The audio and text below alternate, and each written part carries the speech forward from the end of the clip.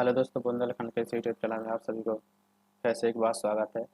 जैसा कि आप हमारे कंप्यूटर की स्क्रीन पर देख रहे होंगे कि ई प्रवेश 2024-25 यानी कि जो बीए बीकॉम बीएससी के हैं सभी स्टूडेंटों के एडमिशन प्रारंभ हो चुके हैं।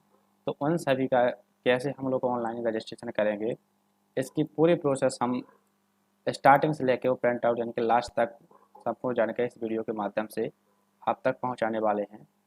तो यदि आप हमारे इस यूट्यूब चैनल पर नए हैं तो सबसे पहले लाइक शेयर और सब्सक्राइब जरूर कर लें, क्योंकि इसी प्रकार की महत्वपूर्ण जानकारी आप तक सबसे पहले पहुंचती रहे। क्योंकि हम आपको एमसीबीयू बुंदेलखंड यूनिवर्सिटी और भोज यूनिवर्सिटी से संबंधित सभी प्रकार की भी जानकारी इस वीडियो के माध्यम से और इस यूट्यूब चैनल के माध्यम से आप तक पहुंचाने की पूरी कोशिश कर रहे हैं। तो सबसे पहले जैसे कहाँ से कैसे रजिस्ट्रेशन करना है, तो उसके लिए सबसे पहले हम अपने कंप्यूटर से सबसे पहले गूगल क्रोम खोलेंगे। गूगल क्रोम खोलने के बाद डालेंगे ई प्रवेश। जैसे ही मैं ई प्रवेश सेलेक्ट करता हूँ तो आप देख पा रहे हो कि सारी लिंक खुल जाती है। तो यहाँ ई प्रवेश पर कहते हैं क्लिक। जैसे हम लोग ई प्रवेश पर क्लिक करते हैं तो क्लिक करने के तुरंत बाद एक आपको फर्स्ट लिंक मिलेगी आपको, तो यहाँ आपको करना है क्लिक। जैसे हम लोग यहाँ पर क्लिक करते हैं तो कुछ ही पल में आप कुछ इस तरीक़ा से एक इंटरफेस देख पा रहे होंगे। जैसे हमारा इस प्रकार का इंटरफेस हो जाएगा। यदि आप अभी बीए बीएससी बीकॉम का रजिस्ट्रेशन हो रहा है तो आफ्टर 12th क्लास यानी कि 12वीं पास के बाद हम बीए बीकॉम बीएससी का रजिस्ट्रेशन करेंगे। और यदि आप एमए का करना चाहते हैं तो एमए का यहाँ से होगा। तो इसके लिए अभी एमए का रजिस्ट्रेशन नहीं हुआ है स्टार्ट, तो इसलिए मैं आपको सिर्फ अभी बीए का रजिस्ट्रेशन बता रहा हूँ। तो आपको करना क्या है कि यहाँ पर अगर रजिस्ट्रेशन फर्स्ट लिंक पर करना है क्लिक। जैसे हम लोग फर्स्ट लिंक पर क्लिक करेंगे तो कुछ इस तरीके से आपको लिंक शो हो जाएगी। जैसे हमारी कुछ इस तरीके से लिंक शो होती है तो हम सबसे पहले देखेंगे यहाँ पर कि 3 कैटेगरी में रहेगा। पहले न्यू रजिस्ट्रेशन होगा। यदि रजिस्ट्रेशन हो जाता है आपका और पेमेंट नहीं रह हो पाता है या किन्हीं कारण पर रह जाता है तो हम यहाँ पर आके फिल अनफिल या अनपेड लॉक रजिस्ट्रेशन फॉर्म के यहाँ पर क्लिक करेंगे। इसके बाद चॉइस फिलिंग करेंगे और चॉइस फिलिंग हो जाने के बाद फिर चॉइस फिलिंग यदि पहले से है तो हम करना चाहते हो तो यहाँ से एडिट भी कर सकते हैं। तो इसकी डेट बता दूँ मैं 1 मई 2024 से 20 मार्च मई 2024 तक ये प्रोसेस होना है। तो हम देखेंगे सबसे पहले करेंगे रजिस्ट्रेशन। तो रजिस्ट्रेशन करने के लिए सबसे पहले हम यहाँ एक्शन टूल पर करेंगे क्लिक। जैसे हम एक्शन टूल पर क्लिक करते हैं तो कुछ इस तरीके से पोर्टल शो हो जाएगा। तो यहाँ लिखा है कि माध्यमिक शिक्षा मंडल भोपाल मध्य प्रदेश राज्य ओपन स्कूल विभाग। यदि आपने 12वीं क्लास जो है यहाँ पे आपने यहाँ से एमपी बोर्ड से की है तो यस करेंगे।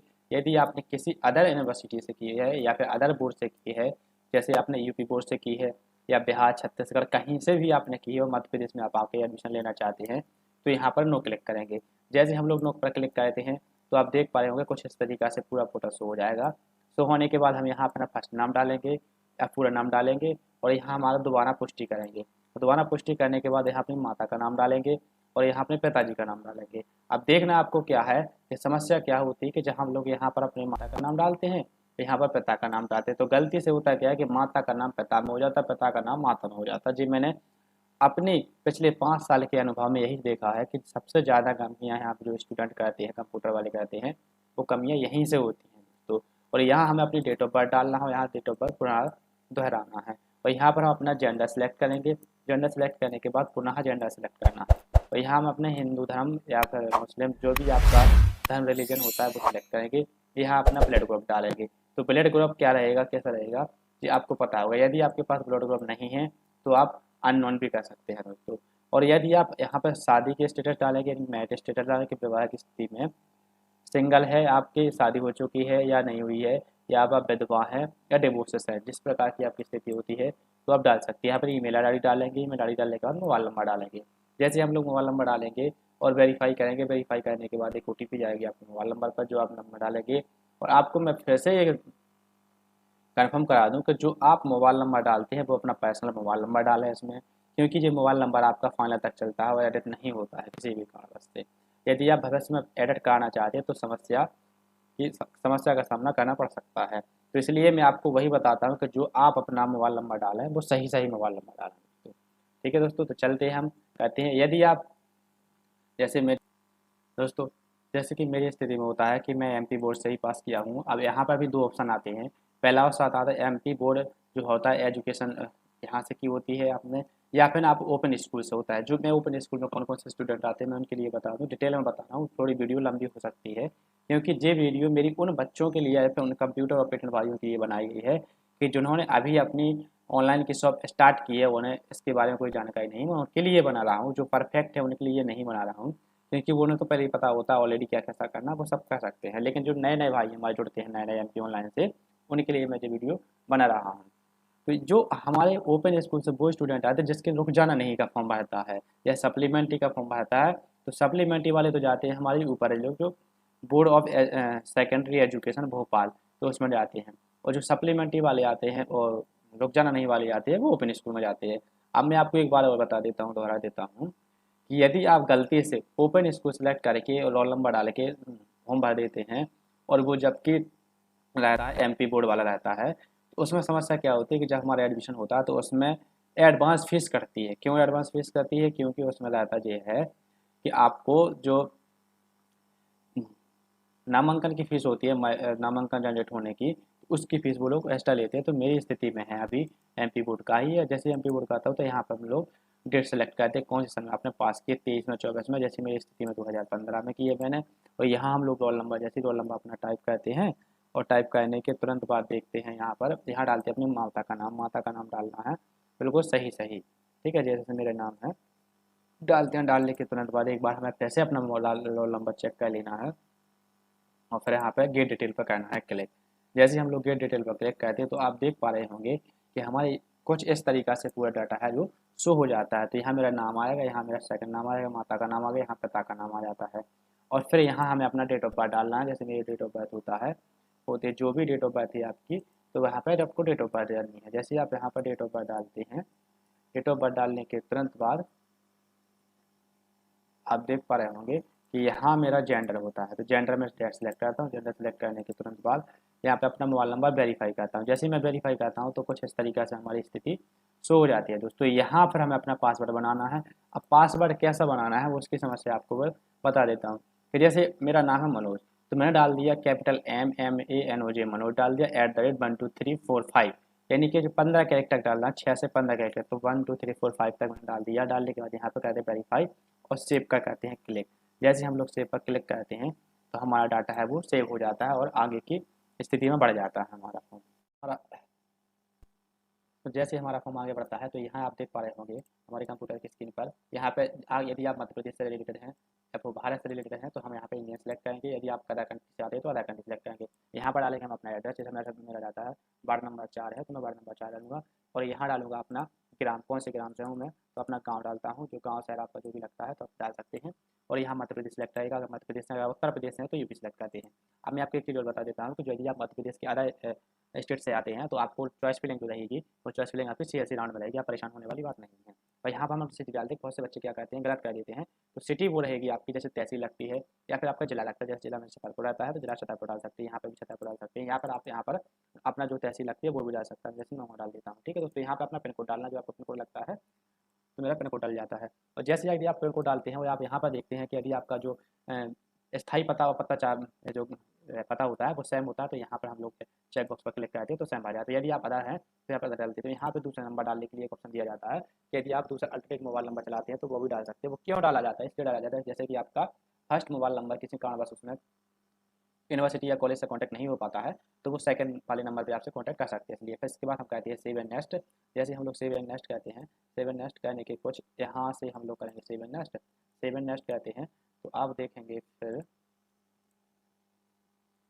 कुछ इस तरीका से आप देख पा रहे होंगे यहाँ पर आपको ABCD डालना अनिवार्य होती है। यदि आपके पास ABCD नहीं है तो वो कैसे बनाई जाती है, इसके लिए मैंने आपको पहले से एक वीडियो बना ली है। तो उसमें आपको ABCD में आपकी पूरी डिटेल सेम होना चाहिए, क्योंकि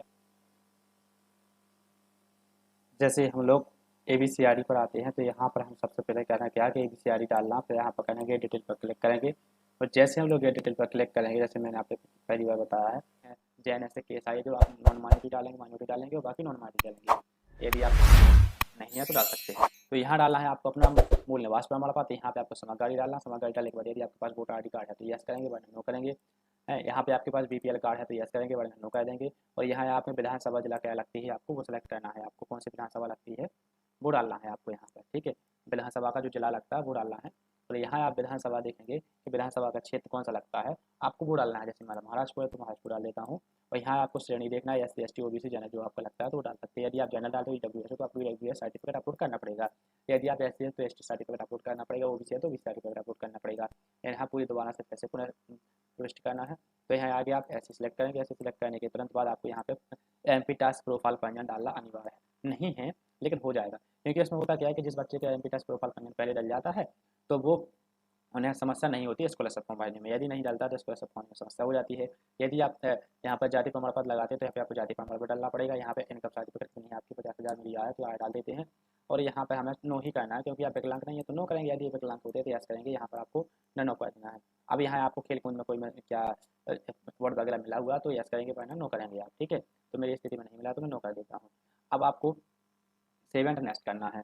जैसे हम लोग सेव एंड नेक्स्ट पर क्लिक करेंगे तो आपको कुछ इस तरीका से एक न्यू पोर्टल खुल जाएगा। तो यहाँ आने के तुरंत बाद आप देखेंगे कि आपको अपना कोर्स के बारे में सेलेक्ट करना है। तो यहाँ पे आपके रोल नंबर शो हो जाएगा जो आपको कौन सी डिटेल में किया था आपने। यहाँ पर आपको पास है सप्लीमेंट्री, यदि आपकी सप्लीमेंट है तो सप्लीमेंट डालेंगे। यहाँ पर पास है तो आप पास डालेंगे दोस्तों। और जैसे आप यहाँ पर सब्जेक्ट डालें कि आपने कैसे कौन से सब्जेक्ट से की है, तो मेरा यहाँ कॉमर्स वाला हूँ तो कॉमर्स ही। यहाँ पे आपने पास है कि अभी नो है, या यदि आपका नहीं पास है तो आप नो रखने, और यदि आप पास है तो पास करने, ठीक है। यस करना है आपको। यस करने के तुरंत बाद आपको देखेंगे कि आपने कहाँ से कौन से जिला से आपने पास किया है। तो डिस्ट्रिक्ट छतरपुर से मैंने MP डिस्ट्रिक्ट छतरपुर से की है। और यहाँ आपको देखना है परसेंटेज में तो ग्रेड में तो परसेंटेज में है तो मेरा परसेंटेज यहाँ पे आपको डालना है अपना कितने नंबर आपको आए हुए हैं प्राप्तांक। तो यहाँ पर डालना है पूर्णांक में कितने में से कितने नंबर आए हैं। तो आप परसेंटेज देखेंगे यहाँ पर परसेंटेज शो हो जाएगी। जैसे परसेंटेज यहाँ पर शो हो जाएगी आपको वही परसेंटेज यहाँ पर दोबारा से दोहराना है। यदि आप एक भी जीरो कम कर देते तो नहीं लेगा। तो यहाँ तो आपको यदि आपने इसके अतिरिक्त कोई विषय था तो यस कहना, वरना नो कहना। यदि आप यस कहते हैं तो आपको उसकी डिटेल डालना पड़ेगी। अब यहाँ आप देख पा रहे होंगे पिछले साल की बार तो यहाँ पर एक फालतू के एडवांस जोड़ दिया है लोगों ने, मेरे हिसाब से जो फालतू ही है। तो यहाँ दिया उन्होंने कैरियर प्रोस्पेक्ट कि आप कैरियर संभावना क्या करना चाहते हैं, आपको किस प्रकार की जॉब मिलेगी। या आप देखेंगे यहाँ पर बिजनेस करना है, आपको गवर्नमेंट जॉब करना है, या फिर प्राइवेट जॉब करना है, कि स्टार्टअप करना है, कि कोई आपको बड़ी कंपनी में काम करना है। तो मैं यहाँ पर गवर्नमेंट डाल देता हूँ। तो गवर्नमेंट में आपको देखेंगे कि आप कौन से उसमें से आप काम करना चाहते हैं गवर्नमेंट में, तो आप सेलेक्ट कर सकते हैं, डाई भी डाल सकते हैं। यहाँ पर सेव एंड डिटेल पर इस पर क्लिक करना है। जैसे हम लोग यहाँ पे आएंगे तो अभी आपको यहाँ पर एक और एक्स्ट्रा जोड़ दिया है उन लोगों ने, मेरे कहने से तो कोई वो नहीं है। क्या आप 1 स्टेप ऑफ के अंतर्गत आती है, मतलब कि जो जॉब वगैरह करते हैं उसके अंतर्गत आती हैं। तो यदि आती है तो यस करेंगे। यदि आप यस करेंगे तो आपको पूरी इतनी डिटेल फिर से भरना पड़ जाएगी। देखेंगे आप यहाँ पर कौन से विभाग में हैं आप। यदि आप विभाग में तो यस कहेंगे। यहाँ मध्य प्रदेश के कर्मचारी है तो यहाँ पर क्रमाक्रम बढ़ा लें कौन से स्कूल विभाग से। यहाँ डाई स्कूल नंबर डालेंगे। यहाँ पर आपका प्राइमरी है कि मिडिल है कि सेकेंडरी है कि हाई सेकेंडरी, ये सब डालेंगे। इसके बाद यदि आप नहीं है तो नो करेंगे, सीधे नो करते हैं। नो करने के बाद सेव एंड नेक्स्ट करेंगे। यहाँ पर आपको फोटो सिग्नेचर अपलोड करना है। फोटो सिग्नेचर जैसे अपलोड कर दिया तो इसके बाद आपको डॉक्यूमेंट अपलोड करना है। तो मुझे फोटो और सिग्नेचर अपने अपलोड कर देते। तो यहाँ पर देखेंगे आप फोटो सिग्नेचर मैंने अपलोड कर लिए हैं। तो जैसे सबसे पहले यहाँ पर क्लिक करेंगे और फाइल सेलेक्ट करेंगे, फाइल सेलेक्ट करके अपलोड करेंगे। तो इसकी साइज के लिए मैं आपको एक वीडियो बनाऊंगा, छोटी सी वीडियो उसमें डाल दूँगा कि इसमें क्या कितनी साइज रखना है। वैसे मैं आपको एक बार ओवरव्यू बता देता हूँ। 100 KB से कम रखना है इसमें, और 20 KB से अधिक रहना है, और इसमें 100 KB से कम का रखना है आपको। तो यहाँ पर फोटो सिग्नेचर की गुणवत्ता 92 DPI में होना चाहिए। 150 KB से 100 KB तक अधिक स्कैन होना चाहिए। और आपको यहाँ पर देख पा रहे होंगे जो पूरी डिटेल है जो आप बिल्कुल पढ़ लें एक बार, ठीक है। और पढ़ने के तुरंत बाद फिर आप अपलोड यहाँ पर अपलोड कर दें, सेव एंड नेक्स्ट करेंगे। सेव एंड नेक्स्ट करने के बाद आप देखेंगे यहाँ पर इतने सारे डॉक्यूमेंट है आपको जो अपलोड करना है। और जो आपको अपलोड करना है उसकी पूरी डिटेल जो है दोस्तों यहाँ पर आपको दी हुई है। इसकी साइज पढ़ना है और फिर आपको अपलोड करके सबमिट करना है। सबमिट करने के बाद लॉक करना है। लॉक करने के बाद आपको अपना पेमेंट कर देना है दोस्तों। तो किस प्रकार से रजिस्ट्रेशन करना है इसकी मैंने पूरी जानकारी इस वीडियो के माध्यम से बताई है। अब चॉइस फिलिंग कैसे कहते हैं उसके लिए मैं आपको एक नेक्स्ट वीडियो लाने वाला हूँ, उसमें आपको बताऊंगा कि चॉइस फिलिंग आपको किस तरीके से करना है। माफ़ करना दोस्तों कुछ इस वीडियो में, क्योंकि ये वीडियो थोड़ी लंबी हो जाएगी, मैंने आपको एक एक स्टेप बाय स्टेप आपको समझाया है, इसलिए ये वीडियो लंबी हो जाएगी। और यदि आपसे डॉक्यूमेंट अपलोडिंग करने में कोई समस्या आती है तो मुझे कमेंट बॉक्स में बिल्कुल बताएं। मैं उसके लिए एक वीडियो नहीं लाऊंगा अलग से, जो आपको साइज़ वगैरह पे फोटोशॉप से करके दिखाऊंगा किस तरीके से आपको साइज़ करनी है, कम किस प्रकार से कंप्लीट साइज़ रखना है। यदि आपको हमारी इस वीडियो में कोई भी कंटेंट पसंद नहीं आता है तो आप मुझे बिल्कुल कमेंट करके बताएं कि इसमें से कंटेंट है जो आपको समझ में नहीं आएगा, इसलिए मैं आपको कैसे कंप्लेंट करूँगा। यदि आप हमारे यूट्यूब चैनल पर नए हैं तो लाइक शेयर और दोस्तों सब्सक्राइब जरूर कर लें। और हमारे पूरे 1000 सब्सक्राइबर कंप्लीट होने के बाद मैं आपको एक सरप्राइज देने वाला हूँ। उसमें फिर आपको क्या कोर्स कर रखूँगा मैं आपको बताने वाला हूँ। यदि आपको आयुष्मान कार्ड से रिलेटेड, पैन कार्ड से रिलेटेड, या फिर आधार कार्ड से रिलेटेड कोई भी समस्या है, या MCV यूनिवर्सिटी से समस्या लेकर कोई रिलेटेड समस्या है तो आप हमें कमेंट बॉक्स पर जरूर बताएं। मैं उसके बारे में भी आपको पूरी सहायता करूँगा दोस्तों। मिलते हैं दोस्तों आपको आपकी पसंदीदा नई वीडियो में। जब तक के लिए जय हिंद दोस्तों।